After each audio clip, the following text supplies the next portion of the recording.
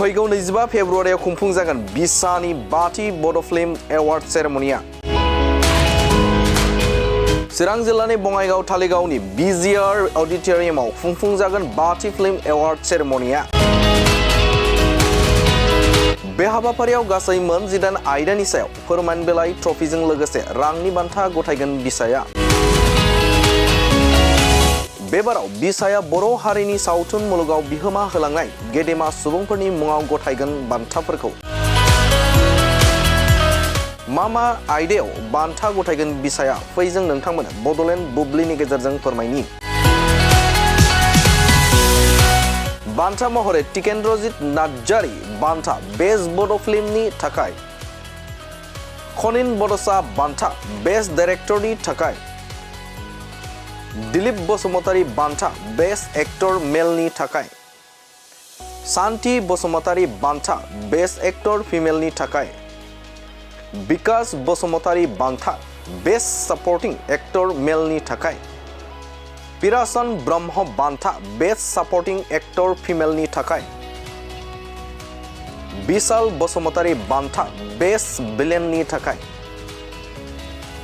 लेनी बसुमतारी बान्था best acting डाइरेक्शननि थाखाय गोपाल स्वर्गियारी बान्था बेस्ट फटोग्राफीनि थाखाय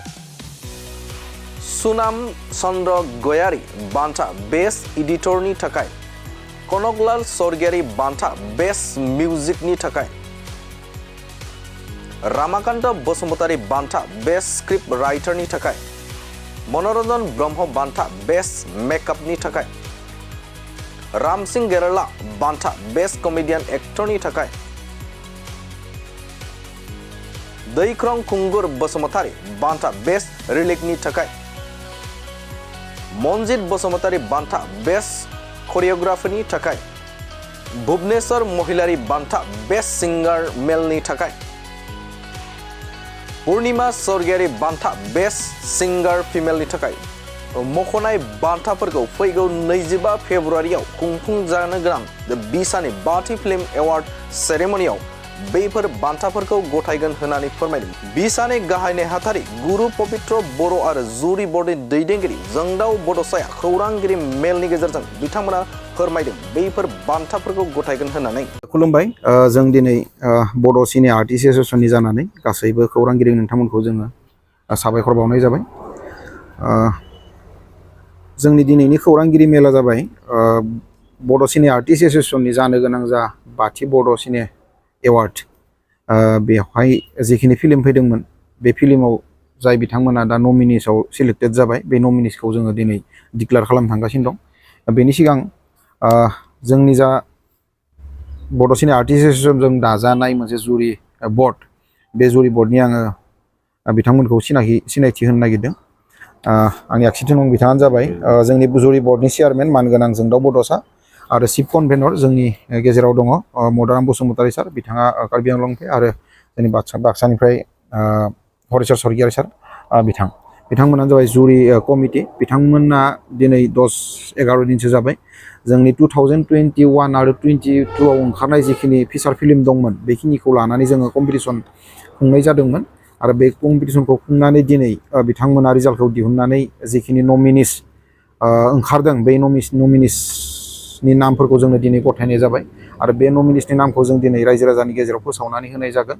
आरो जा बिथांमोन डाइरेक्टर प्रडिउसार आरो जिमान जोंनि फिल्म मेकिंआव रिलेटेड थानाय सुबुंफोर बिथांमोना बे जोंनि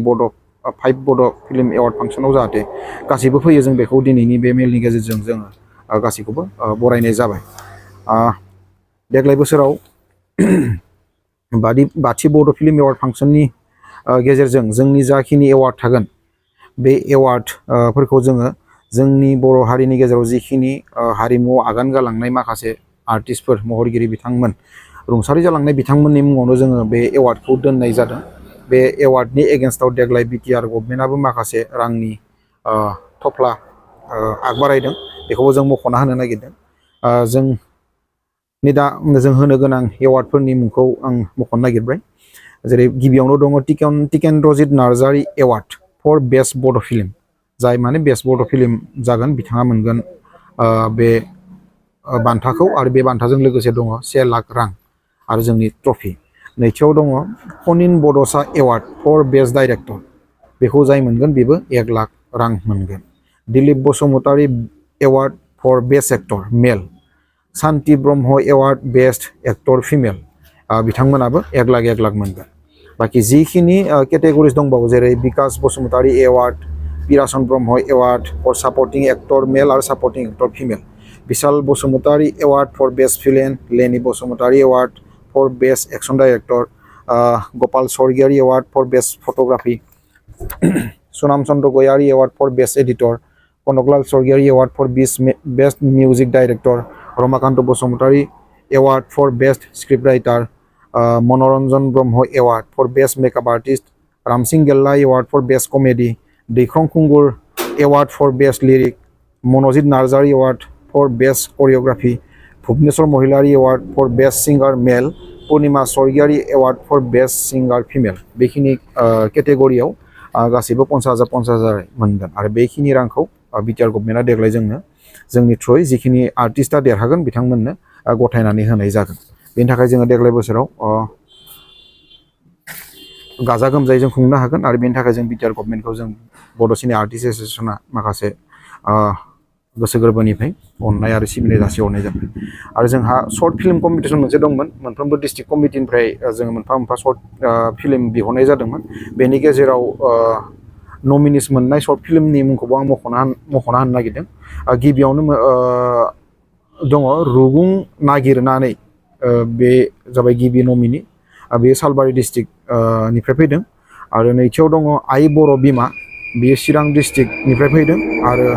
थार सिमां बे फैदों कार्बि आंलंनिफ्राय। बे मोनथाम सर्ट फिल्मा जाबाय देग्लाय बोसोरनि नमिनिसआव सिलेक्ट जानाय। आरो गासैबो आं नमिनिसआव थानाय डाइरेक्टर प्रडिउसार आरो जिखिनि फिल्म मेकिंआव रिलेटेड थानाय सोद्रोमा बिथांमोनखौ दिनैनि बे प्रेस मिटनि गेजेरजों आङो बाथि बर' फिल्म एवार्ड फांसनाव बरायनाय जाबाय। गोजोन्थों। जोङो देग्लाय बोसोराव चिरां डिस्ट्रिक्टनि धालिगाव बिजिआर हल बिआरपिएलआव बेयाव जों लानाय जादों। बेखौ 25 फेब्रुवारि 2024। बाहागो लानो माबायदि देग्लाय बोसोराव जों बाथि बर' फिल्म एवार्ड फांसनजों लोब्बा लाखिनानै जिखिनि फिल्म मोनबाय, फिल्म नायनाय जाबाय, बे फिल्म नायनायनि सोमोन्दै जोंहा जुरि बर्डआ फोसावो। आं सार जोंदाव बड'सा सारखौ बेनि सोमोन्दै फंनैसो फोरमायनो थाखाय आं गुरै खावलायनाय जाबाय। मोनसे सोंदो माबा सोंनायनि बे 5th बड' फिल्म एवार्ड सेरेमनि 2002 देग्लाय माबा फिचार फिल्म सेक्सनाव 14थासो फिल्म फैदों। बिनि गेजेराव फिल्मफ्रावथ' मोजां गाज्रियानो थायो, थेवबो देग्लाय बेनि फिल्माव आं आगोलावबो खनसे जुरि जाखांबायमोन। जों गोदो बेयाव 2019आव नायदोंमोन जों, 3rd बड' फिल्म एवार्डआव नायदों। बिनि एक्सपिरियेन्सजों नायनानै दिनैनि दानि जि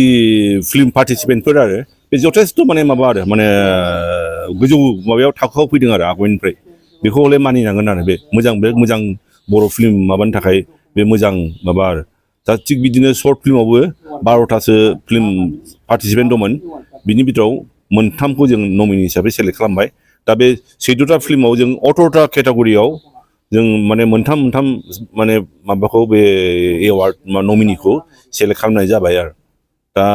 फाइनालखौ जों बे जेला बे माबायाव 25 फेब्रुवारियाव जेला बे धालिगावआव जेला सेरेमनि जागोन, एवार्ड सेरेमनि, बाव फाइनाल रिजाल्टआ डिक्लेयार जागोन आरो। बे माबायाव चिकेन नार्जारि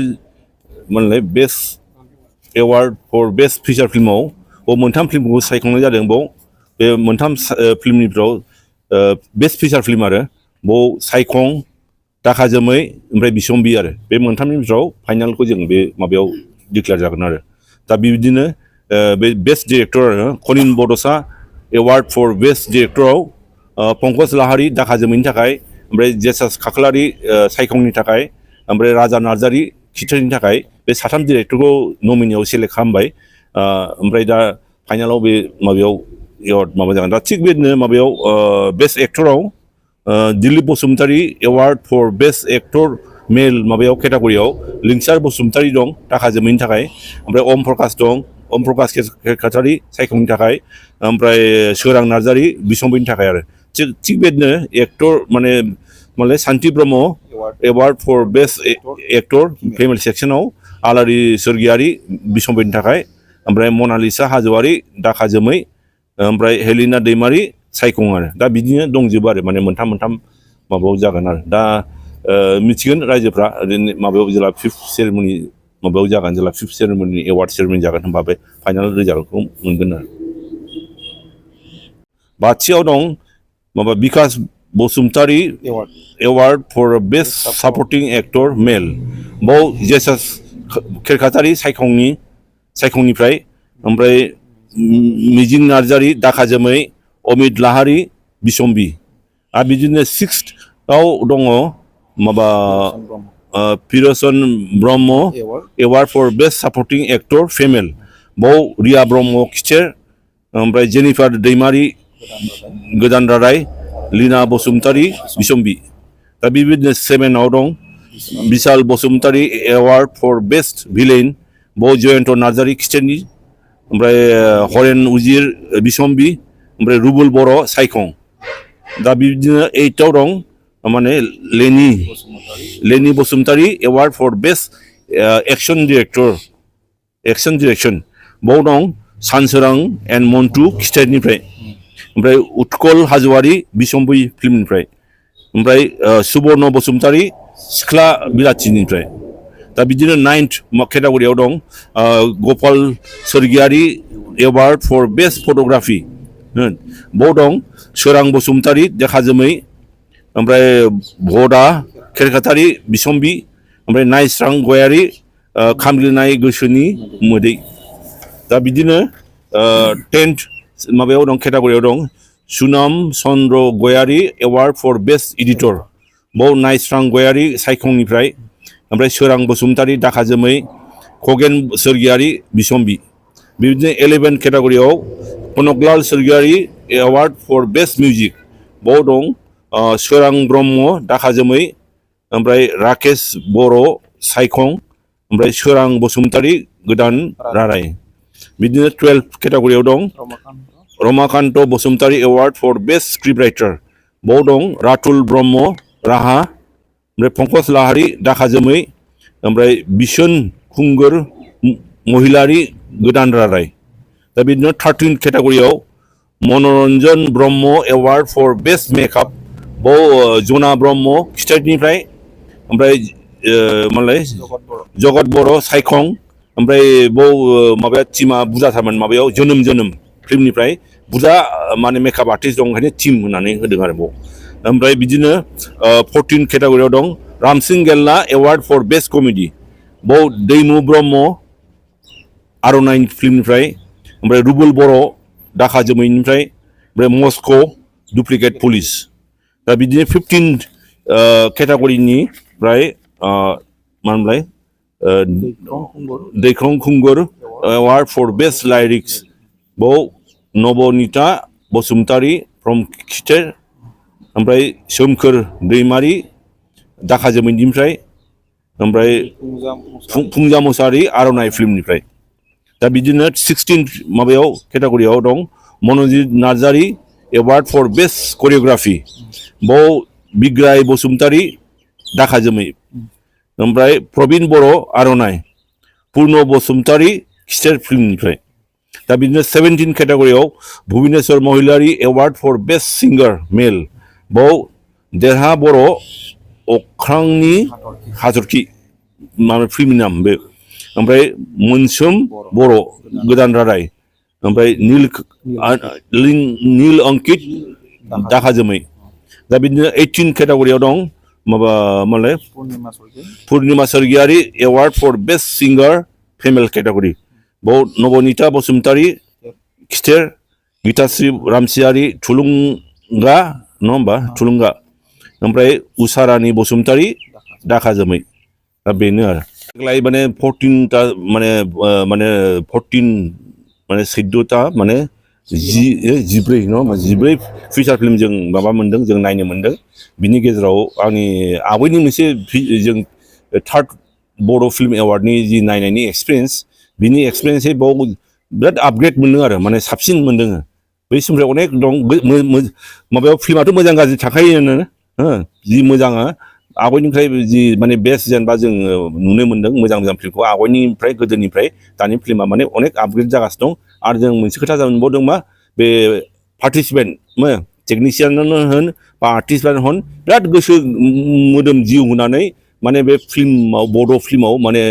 गोसो होनानै पार्टिसिपेट खालामदों आरो खामानि मावदों आरो बिसोरनि दा माबाफ्राबो खामानिफ्राबो बे हिसाबै गोजौ थाखोनि जादों आरो मोनसे फोसावथाय 2024 निफ्राय 2025 मायथाइनि ड्रीम किन्डारगार्टेन प्रि स्कुल काम क्रिट सेन्टारनि मुं थिसननाय हाबाफारिया सोलिगासिनो दङ। क'क्राझार सहरनि साखाथियाव थानाय एबा देबोरगाव बड'लेण्ड मुलुगसोलोंसालिजों नांजाबनाय गियानपुरियाव गोदानै ड्रीम किन्डारगार्टेन प्रि स्कुल काम क्रिट सेन्टार बेखेवदों। जायफोर बिमा बिफाफोरा सानसेथोलो गाव गावनि उन्दै गथ'फोरखौ नोजोर खालामस्लाबनो हाया एबा साख्रि बाख्रिफोराव बेस्थ' जानानै थायो बैसोर बिमा बिफाफोरा गावनि उन्दै गथ'फोरखौ गियान होनायजों लोगोसे 2 बोसोरनिफ्राय 5 बोसोरनि गथ'फोरखौ बे ड्रीम किन्डारगार्टेन प्रि स्कुल काम क्रिट सेन्टाराव सोलोंथाइ होनो हागोन। बे फरायसालियाव गासै सुबिदाखौनो फरायसाफोरानो मोनफुंनो हागोन। सुबिदाफोरनि गेजेराव दं fun learning, different types of co-curricular activities, age appropriate curriculum, sensory experience, बेनि अनगायैबो holistic development, safe and free learning environment, daily weekly activity record, nature corner, live CCTV security, emergency fire safety as well medical kit, air conditioning facility. बेफोर सुबिदाफोरखौ गासै फरायसाफोरानो मोननो हागोन। बेनि अनगायैबो नोंथाङा गोबां बाथ्रा मिथिनो थाखाय नैबे 8638454887 एबा 9101156459 जानबुं नाम्बाराव फन खालामनानैबो खौरां लाहरनो हागोन।